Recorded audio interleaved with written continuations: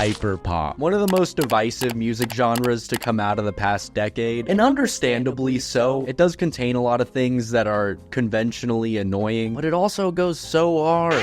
I'd like to preface this video by stating that I am a large fan of the genre, but I do completely understand why it might sound like the worst thing on earth to some people, and I totally get not liking it. But if you're unaware of this genre, or just don't know a lot about it, some signature characteristics of the genre include electronic production. Most of the time entirely produced on a laptop inside of a DAW, using some synth plugins and some really loud snares. There's definitely a good amount of that. Some artists incorporate real instruments as well, but for the most part, a lot of it is entirely done on the computer. Pop structure. Yeah, I mean, the name has pop in it, so one would assume that there's some kind of correlation there. It usually centers around a super infectious hook and just builds around that, but mostly relying on having the most earwormy chorus that you can't physically get out of your head. Sometimes that's good, other times not, and those signature high-pitched auto-tune vocals that we know everybody just loves. This one doesn't apply to all hyperpop, but it's definitely one of the main factors why so many people dislike the genre. Look, some of us were bumping Crazy Frog ironically, and for some of us, it wasn't a joke. At least that's what hyperpop used to be. If you haven't noticed, traditional hyperpop is a pretty rare sight these days. A lot of the OG artists switching up and exchanging their Ableton for a guitar, or a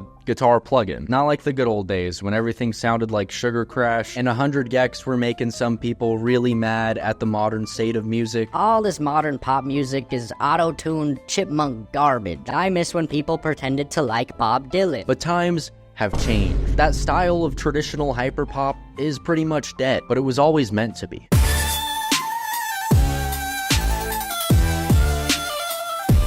I lied. It's not completely dead, but it's dying. There's still some artists making stuff with that more traditional hyperpop sound, but it's a lot harder to come by these days and isn't nearly as successful at generating popularity as it was in its prime. Because in case you guys don't remember, there was a solid time where it didn't matter how divisive the genre was, a catchy hyperpop song would be like a fast track ticket to virality.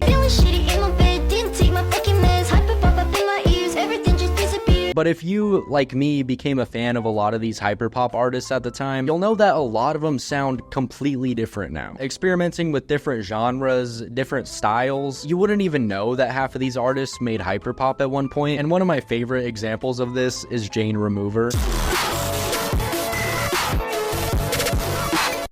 Jane Remover, who has previously gone under a couple different aliases like Delete Zeke and Leroy, came into the scene with about as hyperpoppy of a hyperpop track you could make.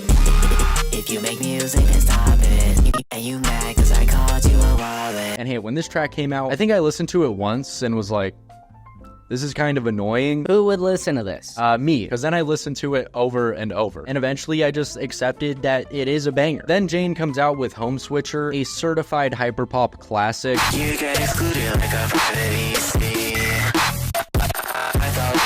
I mean, if someone didn't know what hyperpop is and they needed one track to kind of get the gist of the sound, I would send them this song. Then Jane puts out their first album, and it's still got some hyperpop in there, but it leans more into this indie rock kind of shoegazy sound.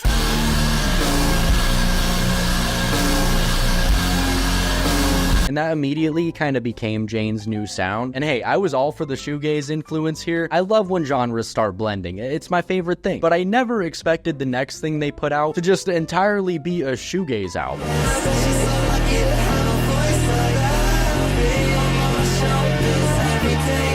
Like, there are some tiny bits of hyperpop in there, but they basically entirely switched genres from this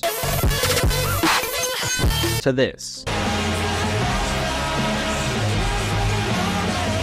And don't even get me started on their newest stuff, which have been such a crazy new direction. But you know what's even crazier? Getting hurt in an accident and not knowing what your next move is. When your next move could be Morgan & Morgan. That's right, Morgan & Morgan, America's largest injury law firm. If you're ever in an accident, hiring an attorney is one of the first things you gotta do, and that's a daunting task. I mean, I wouldn't know how to do that. I can barely get myself dressed. But Morgan & Morgan has simplified the process so much so that you can submit a claim and talk to your legal team all super easily easily from your smartphone or online. Morgan & Morgan specialize in personal injury cases and have won thousands of huge cases. Contrary to popular belief, size does matter, and Morgan & Morgan are huge. That means they're capable of spending millions on a case to see it through. Yeah, you heard that right, millions. Best part about it is that it's completely free unless you win. If you've been a victim of a personal injury or other serious accidents, you can visit www.forthepeople.com/blustre to start your free claim today. Thank you to Morgan & Morgan for sponsoring the video, and on that note, let's get back to it.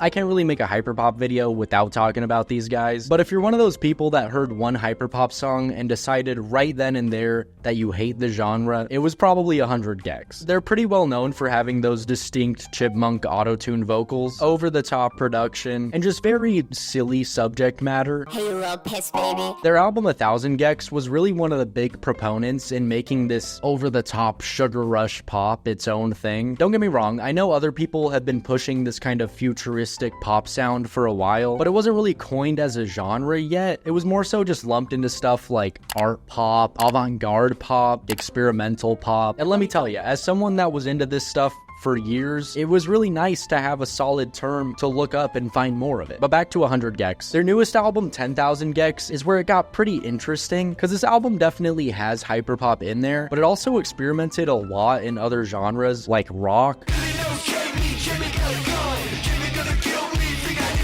and ska. I went to France to get some new pants. I went to Greece to get something to eat.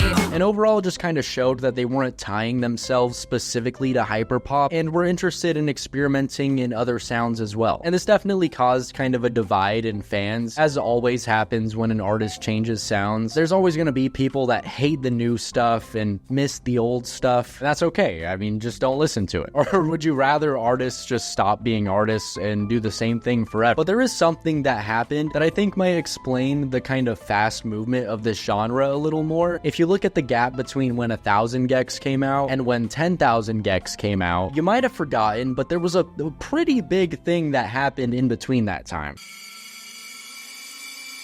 2020, a time where we all had government mandated time inside, and you couldn't really do anything during that time. Most people were off work or laid off, so it caused a lot of people to finally pick up that one hobby that you've been meaning to for years. I know I had dabbled in music production before the pandemic, but it wasn't until then that I spent literal days watching every tutorial in existence and messing around in Ableton trying to make music. Did I ever get good at it? That's debatable, but a lot of people did. Just like a lot of YouTubers, content creators, even filmmakers sort of boosted their skills and got their starts during that time because we just had so much time. So naturally, a lot of art came out of that, with a lot of big artists even releasing stuff they had recorded completely at home, sending mixes back and forth. One of my favorite Charlie XCX albums, How I'm Feeling Now, wouldn't have existed if this didn't happen. There was just a lot of creativity floating around with not a lot of means of expressing it other than by yourself at home. And I think that contributed a ton to the influx of hyperpop artists at that time, especially considering that a lot of them were really young, so they might have been putting off learning music production, and then school got canceled and they finally had some time to give it a shot. It's actually insane how young some of the biggest hyperpop artists were. Like, I would be jamming out to a crazy banger, look up the artist, and see that they're 13. Like, what? Literally all I was doing at 13 was playing video games. I don't even know what I would write about. The Skyrim? Now, I said this at the beginning of the video. That style of traditional hyperpop is pretty much dead, but it was always meant to be. And I meant that. Hyperpop was always a genre about expressing yourself to the fullest with whatever means necessary. That meant that if you're 15 and just have a shitty laptop, you can make music. That's why the genre was such a product of its time, because music hasn't been this easy and accessible to make ever. I mean, if you wanted to have clean, polished, radio-ready production back in the day, that would cost thousands, maybe tens of thousands, but now it's really just dependent on how much time you spend watching YouTube tutorials. I know that worked for me. I mean, I went from having absolutely no knowledge on music production to being pretty well versed in Ableton and having at least a solid feel for how to make songs within a year of watching probably every tutorial that exists. So for a lot of artists, this genre was kind of more of a stepping stone to finding their own personal sound, because even though the main sound is known as that chipmunk auto-tuned electronic garbage, the genre has really unclear lines because the artists are always experimenting. So it makes sense that it would die per se, because the core of the genre was always to push forward and try crazy new things. So even though the genre of hyperpop is dying, it's more of an evolution than anything. And that's all for this video. Let me know in the comments if I missed any other good examples of this. If you liked the video, feel free to leave a like, and if you really liked the video, hit the subscribe button. We're getting so close to 100K. Also join the Discord. Okay, bye.